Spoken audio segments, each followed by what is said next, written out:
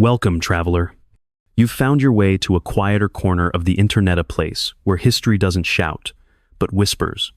A place where tyrants and empires fade into the fog, where blood-stained thrones are bathed in moonlight, and the cruelest kings in history drift gently into memory like old ghosts in forgotten castles.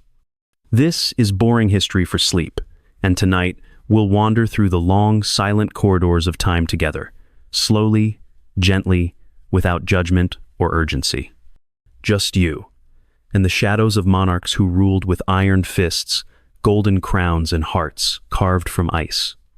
You see, history is often told with drama and noise, speeches, wars, revolution. But here, we do things differently. Here, the past is a lullaby, a slow-burning candle, a soft murmur in the dark. Tonight's theme? Cruel kings. Yes, those men who ruled not through wisdom or love, but through fear. They built palaces on pain. They signed decrees with trembling hands and bloody pens. And yet, time has humbled them all. Their voices are gone. Only their stories remain. But don't worry, this won't be intense or frightening. You're not here for nightmares. You're here to drift, to sink deeper into your pillow as the tales unfold like velvet. No jump scares, no sudden endings. Just one long, meandering walk through the gardens of forgotten cruelty where the roses were watered in blood and the air was thick with secrets. So, if you're ready to let go of the day, to step away from glowing screens, anxious thoughts, and the chaos of now, you're in the right place. Close your eyes, breathe slow, and let me tell you a bedtime story. A quiet one, a cruel one, a boring one. The kings are waiting. 1. Caligula, the mad Roman emperor. Let's begin. With marble columns and whispering corridors. Let's begin in Rome. Not the Rome of postcards or gladiator films, but a quieter one. The Rome of night oil and cold statues. A Rome ruled not by reason, but by a boy with too many gods in his head.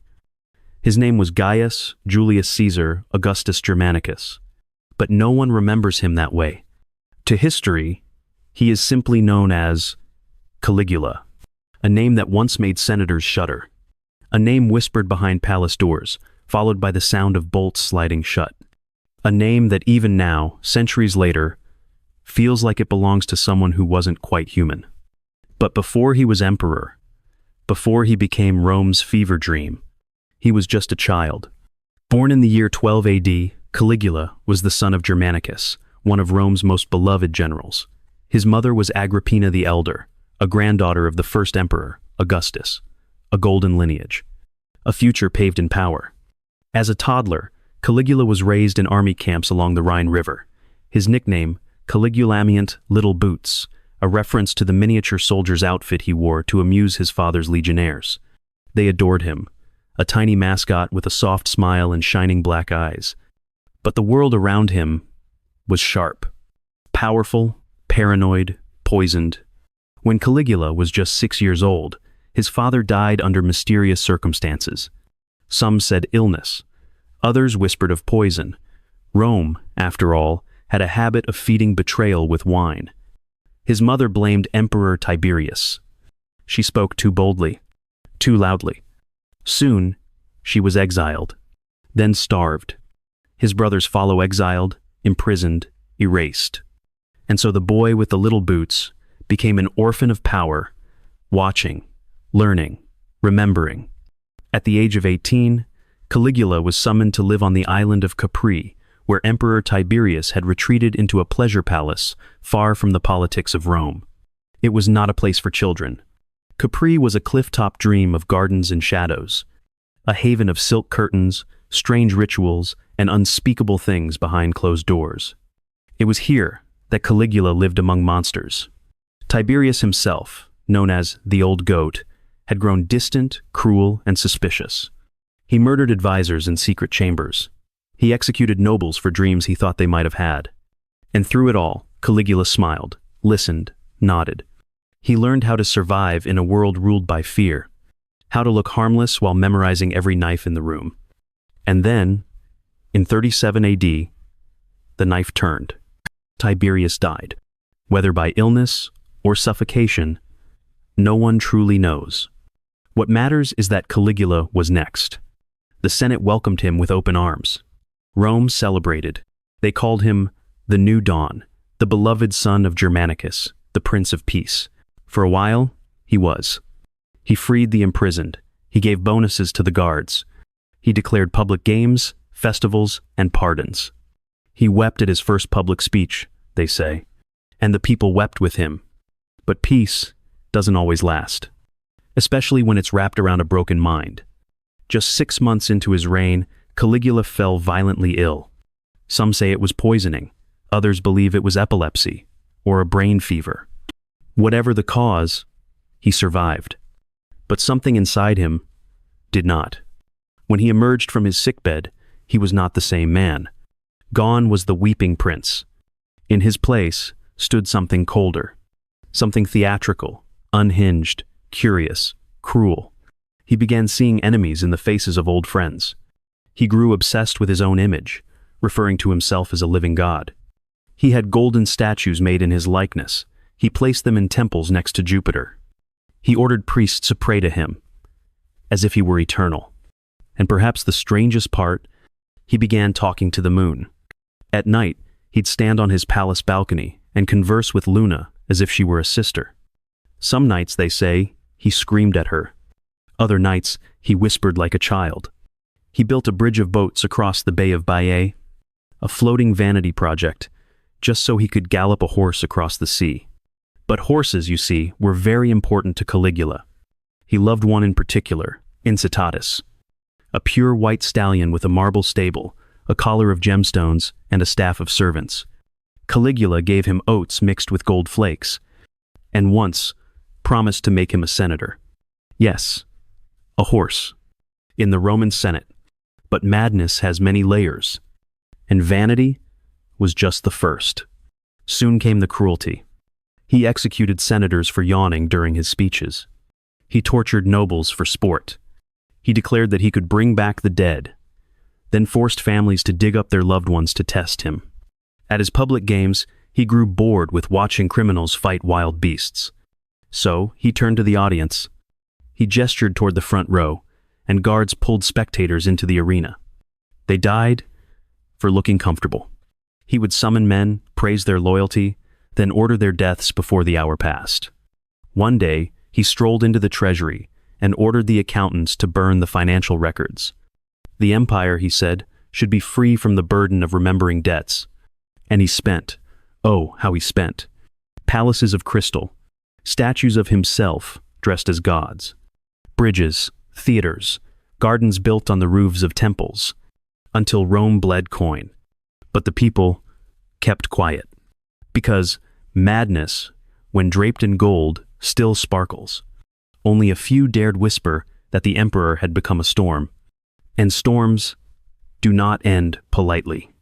In 41 AD, after less than 4 years on the throne, Caligula was assassinated by his own guards. They cornered him in a hallway beneath the palace. Some say he laughed when they raised their blades. Others say he cried like a child. It took 30 stabs to silence the emperor. And when it was over, Rome exhaled. His body was buried in haste, his statues torn down, his name scratched from public records. A man erased, as if he'd never worn the crown. But history remembers. And here, in this quiet space, we remember too. Not to glorify, not to fear, but simply to trace the path of power and how easily it bends toward darkness when held by trembling hands. So sleep, if you can, knowing that even the maddest of emperors are now only dust. The next story awaits. 2. Ivan the Terrible, the Tsar who killed his son. The snow falls quietly over Russia. It has for centuries. Over forests, over palaces, over places where blood once stained the stone. And deep beneath that snow, the name Ivan still echoes. He was the first to be called Tsar, the first to claim Russia not as a crown, but as an inheritance from heaven. His people feared him. The world watched him. And in the end, he destroyed the one thing he once loved most. This is the quiet, unraveling tragedy of Ivan IV of Russia. History calls him Ivan the Terrible, but we will take our time. We'll start not with blood, but with a boy. He was born in 1530, inside the cold stone walls of Kolomenskoye Palace near Moscow. His father was Grand Prince Vasily III, ruler of a land too large and too fractured to be governed with peace. His mother, Elena Glinskaya, was cunning, noble, and alone. When Ivan was just 3 years old, his father died of an infection, and the boy inherited a kingdom. Of course, no one gives a toddler a throne, so the court did what courts do. They schemed. They whispered. They betrayed. And while the boy watched from behind heavy curtains, the noble families tore each other apart. They fought for power in the name of a child too young to speak, too small to resist. He grew up in silence, lonely, observant, and perhaps most dangerously, forgotten. There were days he was ignored completely, left without proper meals, without warm clothing in the Moscow cold. He learned that power could vanish the moment a back turned, and that fear could keep it close. They say he took pleasure in throwing small animals from palace balconies. Watch them fall. Watch them break. Perhaps that was his first lesson in control. When he turned 16, Ivan surprised everyone. Instead of waiting for the Boyars the Noblesse to decide his fate, he crowned himself. Not as Grand Prince, but as Tsar of all Russes. The first in Russian history to claim divine authority, not just political command. And in the early years, it seemed he might be a just ruler. He modernized the military, created new legal codes, established Russia's first parliament. He married a noblewoman named Anastasia. She was kind, gentle. She softened him. He listened to the poor. He punished corrupt officials. He even entertained ideas of religious tolerance. The people called him Grozny, which doesn't exactly mean terrible, but something closer to awe-inspiring. A man to be feared, yes, but also admired. But power does not exist in a vacuum, and love, once lost, opens doors you cannot close again. In 1560, Anastasia fell ill. A fever, a silence, and then she was gone. Ivan broke. He believed she had been poisoned by the nobles, the same families who had haunted his childhood. He blamed them for taking the only light he had left. And what came next was a slow, patient descent. Not into madness, but into something colder. He withdrew from court, then returned, then withdrew again. Each time, stranger. Each time, darker. In 1565, he created something new. A personal militia, a brotherhood dressed in black. Men on black horses, with black flags and dog heads strapped to their saddles. They were called the Oprichniki. Their purpose was vague, their loyalty unquestioned. They rode through towns like shadows, dragging noble families into the snow, taking their lands, taking their lives, taking their heads. Ivan watched their work, sometimes from a nearby hill, sometimes from a wooden pavilion built specifically so he could enjoy the screams. He laughed often. The Oprichniki operated under a brutal philosophy. If you were suspected, you were guilty.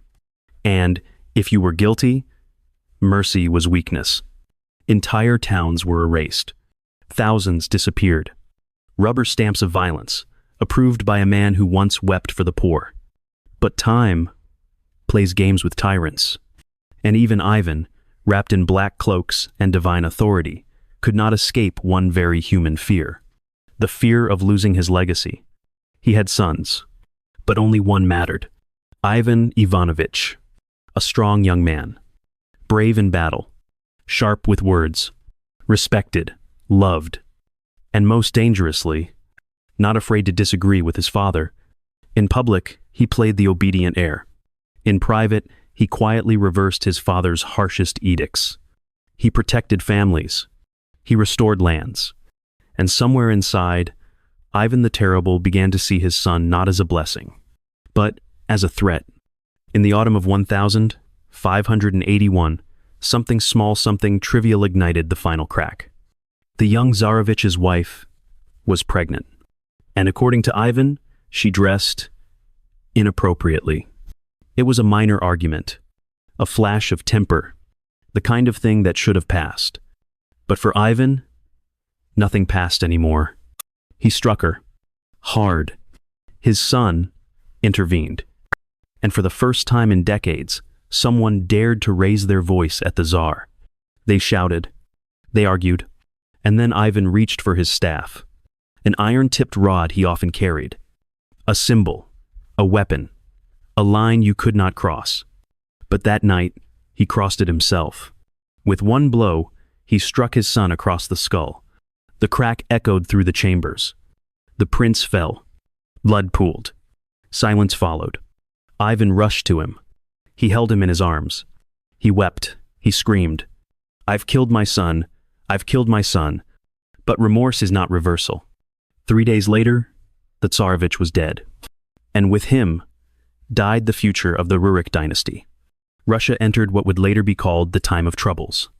Civil war, famine, invasion, a nation without an heir, drifting in the vacuum left by a father's rage. Ivan lived for 3 more years, but those who saw him in those final seasons say he was already gone. He spent his days praying, playing chess with courtiers too afraid to win, touching the walls of empty halls where laughter had once lived. He died in 1584 during a game of chess, collapsed, silent, alone. Some say his last words were about his son. No monuments honor him, no songs sing his name, only shadows. And perhaps that is fitting, because cruelty, in the end, is forgettable. It echoes for a while, but then it fades beneath the snow. And in Russia, the snow always falls. So if you're still with me, still listening, let your breath slow and your thoughts dissolve. Let Ivan and his iron staff drift away. Let the black-clad riders disappear into mist. Let the candle burn down in the cold Kremlin corridor of memory. This was the story of a Tsar who built an empire and buried his soul inside it. But the night is long, and more kings are waiting. Shall we continue? 3. King Leopold II, the butcher of the Congo. Tonight, the jungle is quiet. But if you listen closely, beneath the trees, past the vines, beyond the mist, you can still hear the echoes of something else. Chains, footsteps, whispers in French, a scream that never made it home. You see, not all cruelty lives in castles or marble courts. Some of it wore white suits, smoked cigars, and called itself progress. This is the story of a king who never set foot on the land he owned. A king who ruled not with law, but with quotas. Not with armies, but with severed hands. His name was Leopold II, and the place was the Congo. Let's drift back, slowly, to the 19th century, to Europe, to a world hungry for empires and always more rubber. Leopold was born in 1835, the second king of Belgium. He was not particularly beloved, not particularly charming, not even particularly royal-looking. But what he lacked in presence, he made up for in obsession. He wanted a colony, not for Belgium, but for himself. You see, other European powers, France, Britain, Germany, were carving up Africa like a banquet table. Leopold didn't want to be left out, but his country was small. So he chose something bold and quiet. He created a company. It was called the International African Association. Sounds noble, doesn't it? It claimed to be about science and exploration and bringing civilization to the so-called Dark Continent. But behind the paperwork, behind the flags, behind the Christian missions, was Leopold. And behind Leopold was greed. In 1885, during the Berlin Conference, the great powers of Europe gathered to divide Africa among themselves. Leopold made a case for the Congo. He promised schools, hospitals, railroads, trade. He smiled, and they believed him. He was granted personal ownership of a region 76 times the size of Belgium. They called it the Congo Free State. But it wasn't free, and it wasn't a state. It was a factory. An open wound. A kingdom of silence and smoke. Leopold never visited, but his shadow stretched across every river, every rubber tree, every broken family. The Congo was rich but not in gold. It was rubber, a miracle material. The world was changing bicycles, telegraphs, cars, wires, and all of them needed rubber. Rubber came from trees. Rubber came from vines. Rubber came from the skin of the jungle. But in Leopold's Congo, rubber also came from pain. The system was simple. Villages were given quotas. Men had to go into the jungle to collect rubber. If they failed, punishments followed. Beatings, burnings, killings, and always, the hands. You see, the force public Leopold's private army was ordered to account for every bullet they used. They had to prove they didn't waste ammunition. How? By bringing back a human hand for every shot. Left hands, right hands, hands from the dead, hands from the living. Sometimes, the soldiers didn't want to use their bullets at all. So they just took the hands. Alive. Hands became currency. Hands became taxes. Hands became statistics. They were counted, bagged, delivered like mail. A hand was worth more than a man. Entire villages were left handless. Entire families vanished into the jungle and never returned. And what did Leopold do? He read the reports. He read the numbers. He read about production, quotas, profits, export graphs. He decorated himself with medals. He built lavish buildings in Brussels. He hosted galas and wore ivory buttons carved from the tusks of elephants slaughtered in his name. He called the Congo his philanthropic project. He told the world he was bringing light to Africa. But the only light in the Congo was the fire from torched villages. It is estimated that over 10 million people died under his rule. But no one knows the exact number, because no one counted lives. Only hands. Now, you might ask, did no one speak up? Did no one notice? Some did. Missionaries, reporters, writers. They wrote letters. They told stories. They described villages reduced to ash and children orphaned by quotas. One man, E.D. Morel, a shipping clerk in Liverpool, noticed something strange. Boats going to the Congo were full of weapons. Boats returning were full of rubber. No trade. Only extraction. Only one-way suffering. Another man, Roger Casement, a British diplomat, traveled the rivers and took testimony. He wrote that the Congo was a nightmare of unimaginable cruelty. And yet, the world moved slowly, because the rubber kept coming, and Leopold kept smiling. It wasn't until 1908, after decades of pressure, that he was forced to relinquish the Congo to the Belgian state. By then, the damage was done. The jungle had been bled dry. The people, traumatized. The silence, deafening. Leopold died the following year, in 1909. He was booed at his own funeral. His statues still stand, in some parts of Belgium. Others have been defaced, removed, or left to weather. But in the Congo, the ghosts remain. They linger in the soil, in the rivers, in the gaze of a child who doesn't know why the land feels so heavy, because colonialism does not end when the king dies. It lingers, it mutates, it hides. Leopold left behind no apologies, no reparations, no monuments for the dead, only wealth, buildings, and silence. Tonight, we remember not because it's dramatic, but because it was quiet, because it was so easy to forget. So if you're still here, still listening, let the jungle grow back in your mind. Let the trees reclaim their peace. Let the ghosts rest, if they can. And let the memory of King Leopold II dissolve like smoke over water. The night continues. The kings are not done. Close your eyes now. You've heard the story of a king who never raised a sword, but left a continent bleeding. You've walked through rubber vines and ash. You've felt the weight of invisible chains. And you've seen how silence can be the cruelest weapon of all. Let your breath slow. Let the Congo fade into mist. Let Leopold's empire crumble like forgotten stone. We will move on soon. But first, rest. For tomorrow, there are still more thrones to visit. Still more kings, whose crowns came dipped in suffering. 4. Vlad the Impaler, the inspiration for Dracula. There are stories you tell by candlelight, stories you whisper, because even centuries later, they still seem to carry something sharp in the silence. This is one of them. We are in the forests now. The pines are tall, the earth is black. The wind moves through the branches like a soft warning. This is Wallachia, 15th century Romania, a land between empires, between religions, between winters that never quite end. And ruling here was a man who would become a myth. A prince, a prisoner, a punisher.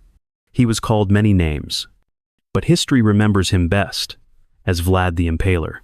Let's begin, as always, slowly. Vlad III was born in 1431 in the town of Sighishuara. His father was Vlad II Dracula, a nobleman who'd recently joined a mysterious knightly order known as the Order of the Dragon. Their mission? To defend Christendom from the Ottoman Empire. The name Dracula meant dragon, which made Vlad the son of the dragon, or, in Romanian, Dracula. He was born into conflict, a land wedged between Hungary to the west, the Ottoman Empire to the east, and endless ambition from within. His childhood was not a quiet one. At just 11 years old, he was taken as a hostage by the Ottomans, a guarantee that his father would behave. He was held for years, in palaces, in foreign lands. He learned Turkish. He learned diplomacy. He learned cruelty. One can only guess what he saw behind the walls, what he learned about power when it wasn't his. But eventually, he returned. And when he did, he found his father murdered, his older brother buried alive, his family gone. Wallachia was in chaos. Thrones had changed hands like coins passed between murderers. And Vlad came to collect. At 17, he briefly became ruler, then fled, then returned, then vanished again. And then, in 1456, he came back with an army. And this time, he stayed. This was not a peaceful reign. Vlad had learned that fear was faster than law. He ruled not by writing edicts, but by making examples. His preferred method of execution was impalement, a sharpened wooden stake, inserted, slowly, carefully, so the victim wouldn't die too quickly. Sometimes they lasted hours, sometimes days. The bodies were displayed along roads, in fields, outside cities. One ambassador counted over 20,000 corpses lining the road into one of Vlad's strongholds, a forest of death, a message written in blood and rot. It wasn't just enemies. It was thieves, adulterers, lying servants, lazy farmers. Vlad did not forgive. He did not explain. He punished. He believed in order. And order, to him, meant absolute control. In one famous story, a foreign emissary visited Vlad's court. When he refused to remove his hat, a cultural sign of respect, Vlad had the hat nailed to his skull so he would never remove it again. Another story. Vlad once invited dozens of beggars to a feast. He fed them well, gave them drink, then locked the doors, and burned the building down. Better to eliminate poverty, he said, than to encourage it. Now, you might be wondering, was it all cruelty? All blood? Strangely, no. Vlad was admired by some. Feared, yes, but also praised. He defended Wallachia from Ottoman invasion. He refused to pay tribute to the Sultan. He fortified cities, punished corruption, and for a time, his lands were safe. His people, obedient. His enemies, cautious. But fear, while effective, does not build allies. Eventually, Vlad made too many enemies, too few friends. In 1462, he was betrayed, captured, imprisoned in Hungary for more than a decade. Some say he went mad. Others say he waited. And in 1476, he returned.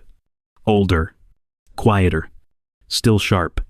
He ruled for just a few months. then was killed in battle. His head was cut off, sent to the Ottoman Sultan as a gift. His body never found. His legend, though, never faded. In Western Europe, his cruelty became myth. Tales spread of a blood-drinking warlord, a man who dined among impaled corpses, a prince who bathed in blood, who could not die. Centuries later, these stories would inspire Bram Stoker, an Irish writer who took the name Dracula and created a vampire. But Vlad the Impaler was never undead, only unforgettable. Now, if you're still with me, let us drift back. Let the torches of his castle go out. Let the screams fade beneath the snow-covered hills of Transylvania. Let the sharp stakes rot into the forest floor, because the forest always reclaims what man destroys.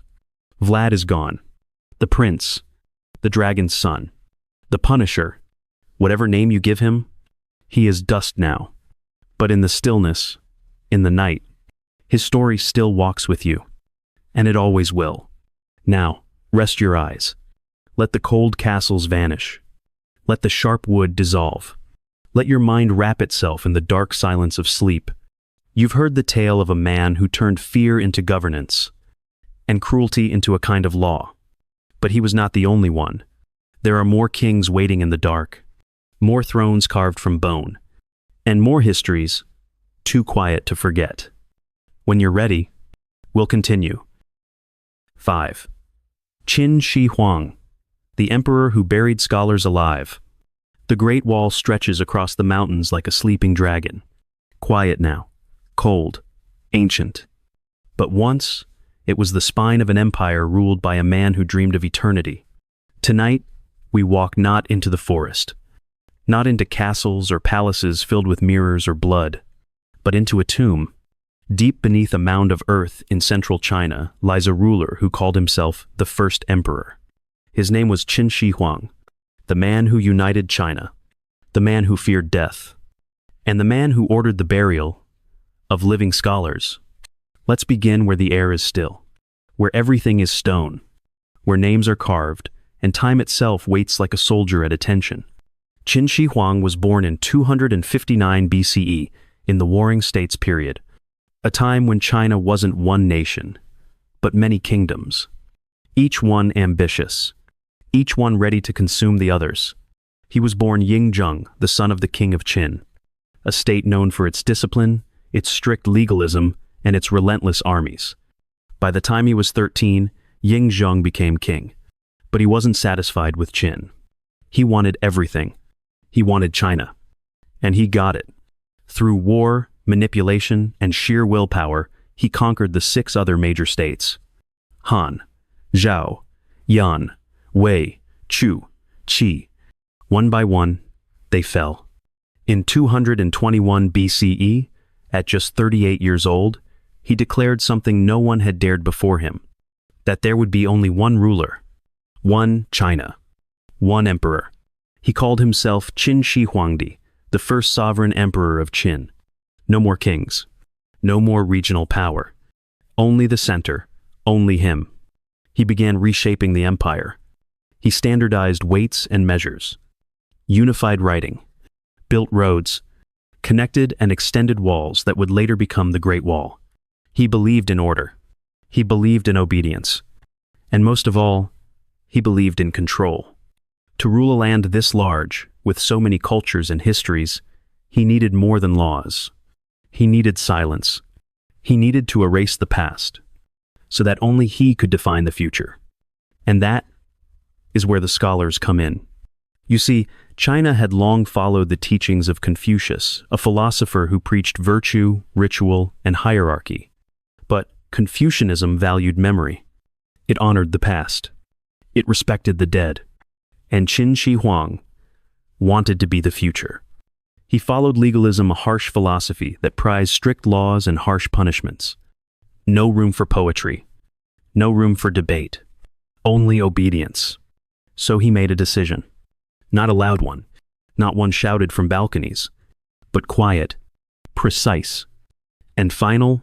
He ordered that all historical texts, except those that supported his rule, be destroyed, burned, erased. Books on philosophy, poetry, medicine, history. If it didn't serve the empire, it didn't deserve to survive. He called it purification. He called it unity. And to enforce it, he turned to the scholars.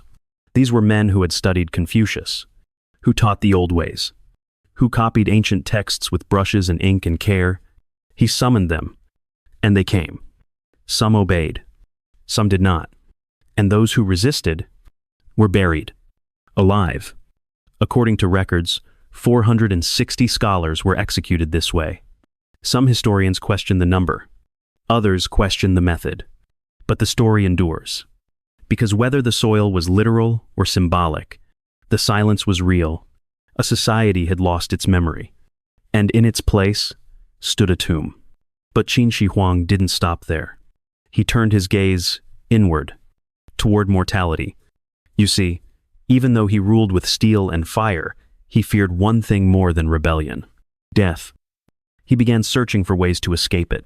He sent envoys to distant lands in search of the elixir of immortality. Some never returned. He drank mercury-based potions. He consulted alchemists. He changed his diet, changed his clothes. But no matter how far he reached, death was always just one step behind. So he made preparations. If he could not avoid the afterlife, he would conquer it. He ordered the construction of a tomb, not a grave, a world beneath the world.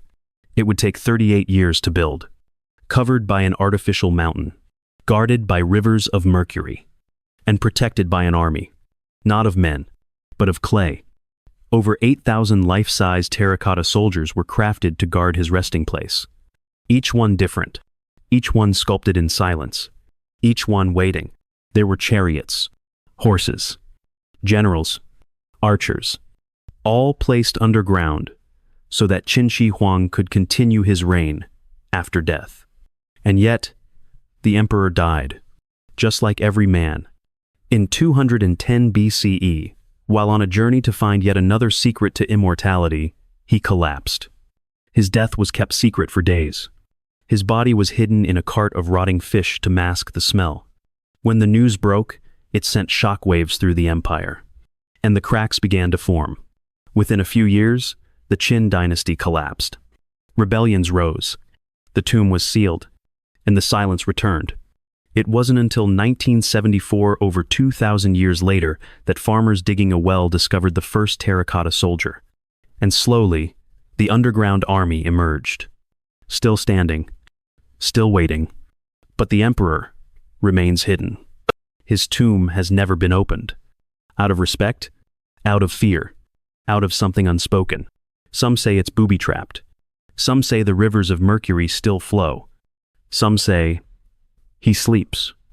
And maybe he does.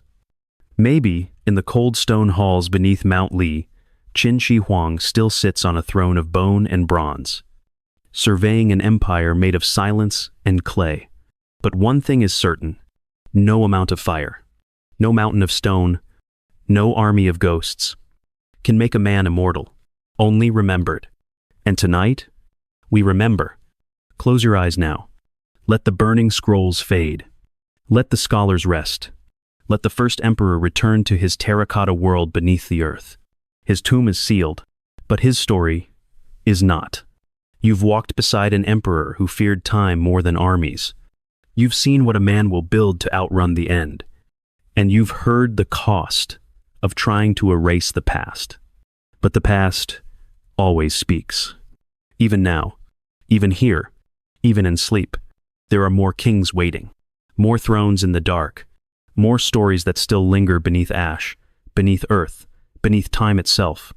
When you're ready, we'll continue. 6. Emperor Nero, burning Rome with a song. Sometimes, a city burns not because it must, but because someone wanted to watch it glow. Tonight, we drift back into the marble corridors of ancient Rome, a city of arches and aqueducts and shadows, a city destined to become eternal. But first, it had to survive its most theatrical emperor, a man who believed he was born not to rule, but to perform.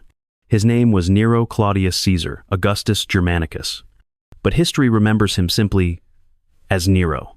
Some call him a tyrant, some a madman, and some a misunderstood artist who mistook an empire for a stage. Let's begin slowly. In the year 37 AD, Nero was born into a lineage soaked in blood and ambition. He was the great-great-grandson of Augustus, the nephew of Caligula, the stepson of Emperor Claudius. Rome ran in his veins, but so did poison. His mother, Agrippina the Younger, was no ordinary Roman woman. She was determined, brilliant, and dangerous. She married her uncle, the Emperor Claudius, then perhaps arranged his death with a plate of poisoned mushrooms. Once he was gone, she placed her young son, Nero, on the throne. He was only 16, too young to resist, too green to understand, but old enough to wear the purple. At first, things were calm. Rome exhaled. The early years of Nero's reign were guided by wise advisors. Seneca, the philosopher, Burrus, the general. Together, they kept Nero in check, and the empire thrived. But power, like wine, changes taste with time. And soon, Nero began to believe the stories written about him. He wasn't just emperor. He was divine, a poet, a musician, a god in mortal flesh. He gave concerts, wrote epic poems, recited verses on stage, while the elite were forced to applaud for hours. Roman nobles, wrapped in silk, would sneak out of his performances, only to be dragged back in. Some even pretended to die, just to escape the show. But Nero didn't notice. He was lost in his music, and surrounded by mirrors. What came next was slower than fire, but just as consuming. One by one, the people closest to him disappeared. First, his mother. Agrippina had raised him, made him, shaped him into an emperor. But she had one flaw. She refused to be silent. Nero grew tired of her influence, her reminders, her power. So he tried to kill her. Once, by poisoning. She survived. Then, by sabotaging her boat. She swam to shore. Finally, he sent a squad of soldiers to stab her in her villa. They say she turned to them and whispered, "Strike the womb that bore him." She died alone. And Nero wept. But not for her, for himself. After that, the killings came more easily. His stepbrother, his first wife, his second wife, Poppaea, whom he kicked to death while she was pregnant. He watched the world around him shrink, until all that remained was applause. And then, in 64 AD, the fire came. It began in the slums, a quiet ember flickering in the dark. And then, it consumed the city. Rome burned for 6 days. Homes collapsed. Temples vanished. Bodies and marble turned to smoke. And where was Nero? Some say he was at his villa, safe from the flames. Others say he stood on a rooftop, watching the inferno, playing a lyre, and singing of the fall of Troy. It might be legend. It might be truth. But the image remains. A mad emperor serenading a dying city. When the flames finally died, Rome was different. 10 of its 14 districts were damaged. 3 were gone completely. The people were homeless, hungry, and angry. So Nero pointed to a new enemy. Not barbarians, not rebels, but Christians, still a new sect at the time, misunderstood and mistrusted. Nero blamed them for the fire. He arrested them, tortured them, executed them in public gardens. He had them covered in pitch and set alight, human torches to illuminate his evening parties. And while they burned, he performed. He acted. He sang. He wept on cue. He was emperor and audience. But every show must end. Over time, even Rome tired of him. The Senate plotted. The generals conspired. The people whispered. In 68 AD, rebellion flared. Nero fled the city, tried to rally support, tried to write poetry about his own downfall. But no one listened. He was declared a public enemy, an emperor no more. Cornered, alone, he considered fleeing to the east. becoming an actor for real. But it was too late. Soldiers came for him, and Nero took his own life. His last words? "What an artist dies in me." He was 30 years old. His death marked the end of the Julio-Claudian dynasty. The first emperors of Rome all gone. Chaos followed. Civil war. A year with 4 emperors. Rome survived. But the ash of Nero's reign lingered. Today, we remember him not just for the cruelty, but for the performance. Because Nero didn't rule with strategy or vision. He ruled like a playwright. And Rome was his doomed opera. Now, rest your eyes. The flames are gone. The songs are silent. The stage is empty. You've walked beside an emperor who thought himself immortal, not through power, but through applause. But applause fades. And Nero faded with it. History does not keep all its kings, only the ones who echo. And Nero echoes, but not forever. There are more stories, more emperors, more cruel crowns waiting in the dark. When you're ready, we'll continue. 7. King Charles VI of France, the mad king who thought he was glass. Once upon a time, in a palace of stone and sorrow, there lived a king who ruled a kingdom, but feared being touched. He wore a crown of gold. He slept on silk, but in his mind, he was made of glass. Tonight, let's whisper softly about the reign of Charles VI of France, a man who was born to lead armies, but spent much of his life trying not to shatter. Let us return to the year 1380. France, a kingdom scarred by the 100 Years' War, plagued by famine and rebellion, and now ruled by a child. Charles was only 11 years old when he inherited the crown. A fragile boy with wide eyes and a kingdom too large for his shoulders. The regency fell to his uncles, men more interested in their own pockets than in peace. But Charles grew. By the time he reached manhood, many hoped he would become the king France had long prayed for. In 1388, he took the reins of government from his uncles. His early reign showed promise-wise reforms, financial stabilization, and efforts to end internal feuds. They called him Charles le Bien-Aimé, Charles the Beloved. But beloved things don't always last. One summer afternoon in 1392, the king rode with his knights through a forest in the Loire Valley. He was en route to punish a traitor, his mind stirred with tension. The sun shimmered through the trees. The heat was heavy, and something inside Charles snapped. Suddenly, in the stillness of the ride, a noise rang out. A clatter, perhaps a sword dropped, or a shadow in the woods. Charles turned, drew his blade, and began to strike wildly. At his own men, his loyal knights, his friends. He killed one, wounded others. When they restrained him, he collapsed not from fatigue, but from something deeper. Something broken. He would not recover. From that day forth, madness would live in the throne room of France. He experienced long, terrifying fits of delusion, paranoia, and amnesia. Sometimes, he didn't know who he was. Sometimes, he didn't know he was king. Sometimes, he didn't even know he was a man. But the most haunting belief? Charles thought he was made of glass. He would sit motionless for hours, afraid to move, afraid he might crack or shatter. He wore reinforced garments, sometimes even iron rods sewn into his clothing to prevent any accidental breaking. He forbade anyone to touch him without warning. And he would scream in terror if someone approached too suddenly. This wasn't metaphor. This wasn't poetic. This was his reality. The King of France felt more fragile than the crown he wore. During lucid periods, Charles would attempt to rule, but the attacks always returned. He became lost in his corridors, wandering aimlessly. Sometimes, he would forget his wife, Queen Isabeau. Other times, he would forget he had children at all. And when the darkness returned, it was like winter descending on the court. The shutters were drawn, the mirrors covered, and the realm waited in silence.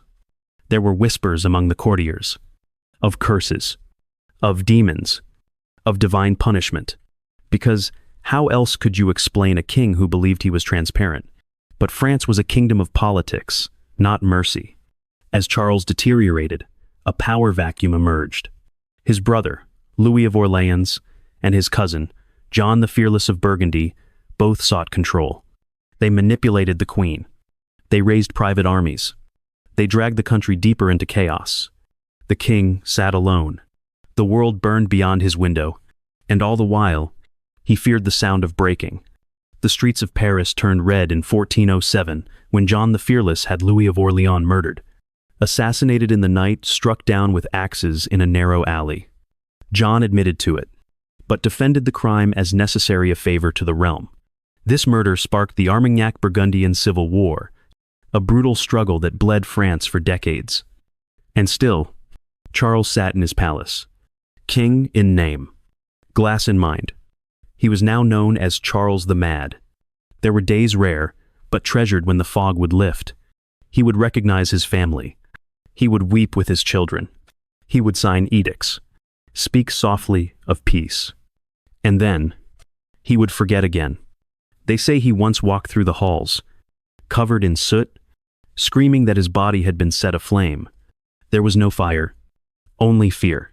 Other times, he'd sit for hours, whispering to statues, or speak to long-dead kings as if they sat beside him. And the court learned to pretend, to smile, to nod, to step lightly, because if the king cracked, so might the kingdom. In 1415, England invaded again. The Battle of Agincourt, a slaughter that weakened France further, and while Henry V of England marched proudly, Charles VI was hiding under his bed, begging the priests to remove the spirits from the walls. The Treaty of Troyes in 1420 was the final insult. Charles, in his madness, disinherited his own son, the Dauphin, Charles VII, and declared that after his death, the crown would pass to Henry V of England. The throne of France, given to a foreign king. His queen, Isabeau, signed the treaty. His counselors supported it. And Charles? He may not have even understood what he had signed. In 1422, Charles VI died in Paris. He was 53 years old. He had ruled for 42 years, more than half of them in mental torment. His body was buried, but his mind had left long before. His son would eventually reclaim the throne, with help from a teenage girl who heard voices. Her name was Joan of Arc. But that is a different story. Let us pause here and reflect on a man who believed he was breakable and ruled a nation that could not afford fragility. Charles VI was not cruel in the way others were. He didn't order mass executions. He didn't burn cities. He didn't bathe in blood. But his madness enabled cruelty, created a vacuum that others rushed to fill, and from that emptiness sprang betrayal, murder, war. Sometimes a kingdom doesn't fall to a tyrant. Sometimes it fades under a man who simply could not hold it together. Tonight, you've met a king who looked in the mirror and saw something that could break. He reminds us that power, without stability, is a fragile, flickering thing. Now rest. Let the rain fall softly. Let the whispers fade. Let the glass go still. And as your breath slows, let go of history, let go of sorrow, and drift into peace. 8. Elizabeth Báthory, the Blood Countess. The wind carries strange tales through the Carpathian valleys, whispers of screams long silenced, of candles burning behind locked stone walls, and of a woman so obsessed with beauty she bathed in blood. Tonight, we enter the cold, candlelit corridors of Cháchty's castle, and into the mind of one of history's most infamous women, Elizabeth Báthory, the Blood Countess. Born in 1560 into one of the most powerful families of Hungary, Elizabeth's life began in privilege. Her lineage traced back to kings and warlords. Her cousins were bishops and cardinals. She had everything a noblewoman could wish for: wealth, land, education, and a noble husband. But among all the Báthory family traits, military brilliance, political cunning, there was one more: madness. Generations of mental illness and cruelty flowed through Elizabeth's veins, like a poison no one could see, not at first. Elizabeth's early life was strange, even by 16th century standards. Tales say she watched public executions as a child, not with horror, but fascination. While other children flinched, she leaned in. It was said she smiled when people screamed.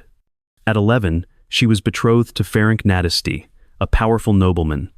He was known on the battlefield as the Black Knight of Hungary. Their marriage united two dynasties. Ferenc gifted her a castle Choctasia, grim stone fortress, nestled atop a lonely hill, surrounded by mist and myth. And when Ferenc was away at war, Elizabeth ruled alone. In the beginning, her cruelty was masked by wealth and title. A servant girl might be punished for dropping a stitch, a kitchen maid beaten for serving food too cold. But these were not punishments, they were rehearsals. What began with slaps became burnings. What began with isolation became starvation. Elizabeth didn't just punish, experimented. She wanted to see what the human body could endure. The castle became a laboratory of suffering. Then came the blood. One tale half-truth, half-nightmare says that after striking a maid, Elizabeth saw the girl's blood on her hand and thought her skin looked younger, softer. From that moment, the myth was born. Blood, especially from young virgin girls, was the secret to eternal beauty. Elizabeth began to kill, systematically. Her loyal servants, some complicit, others terrified, would scour the countryside, promising poor families work for their daughters. A place to live, food, protection, but they never came home. Inside the castle walls, Elizabeth developed a routine. Girls were stripped, bound, and tortured in ways that even history hesitates to repeat. Needles under fingernails, burning irons. And finally, the bloodletting. The Countess would collect the blood in tubs, bathe in it, drink it mixed with wine, and apply it to her skin like a ritual. Witnesses claimed she used golden cups to collect it, that her mirrors were enchanted to show her only youth, that her screams of ecstasy during these rituals rivaled those of her victims in pain. And still, no one stopped her. Why would they? She was Báthory.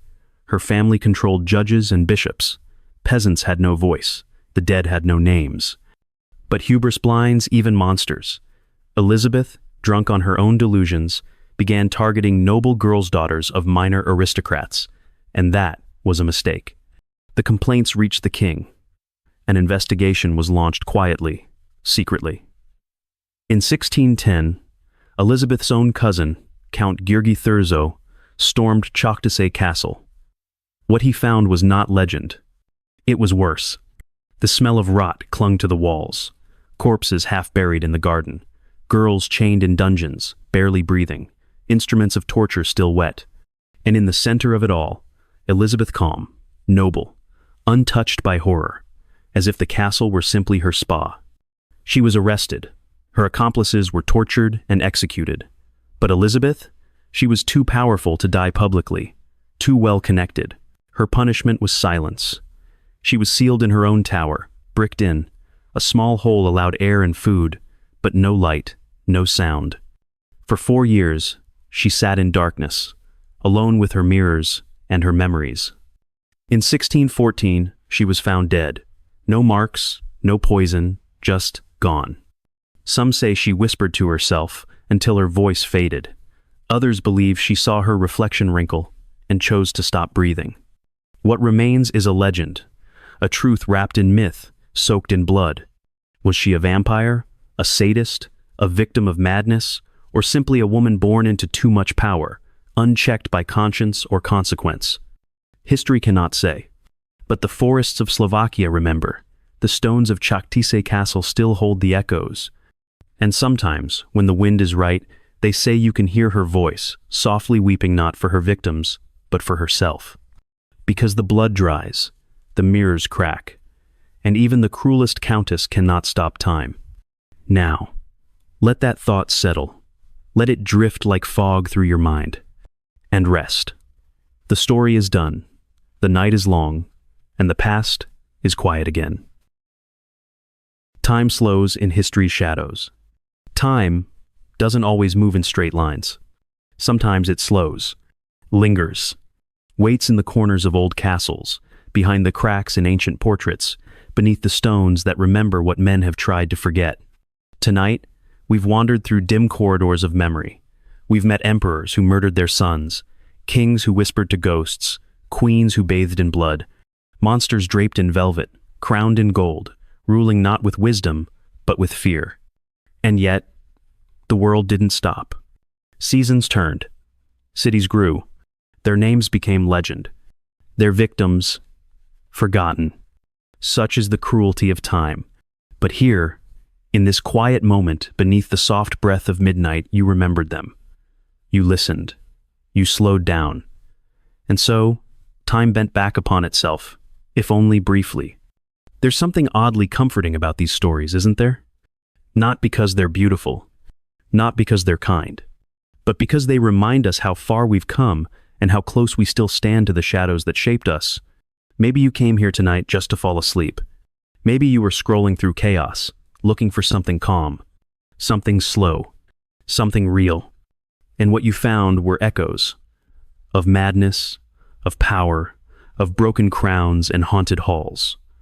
You found a quiet voice telling you that, yes, people have always been strange. Rulers have always been cruel. History has always had a dark side. But you're still here, still breathing, still listening. You are not a king or an emperor, but unlike them, you still have a choice.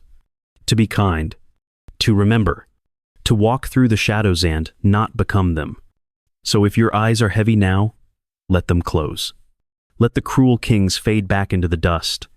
Let the mirrors crack. Let the empires crumble. You are safe. You are warm. And you are far, far away from all of it. Thank you for keeping history company tonight. Thank you for remembering the forgotten. Thank you for slowing time. And until the next strange chapter, the next whispered tale, the next journey into the velvet dark of yesterday, sleep well. And don't worry. They're just stories. A good night from the shadows.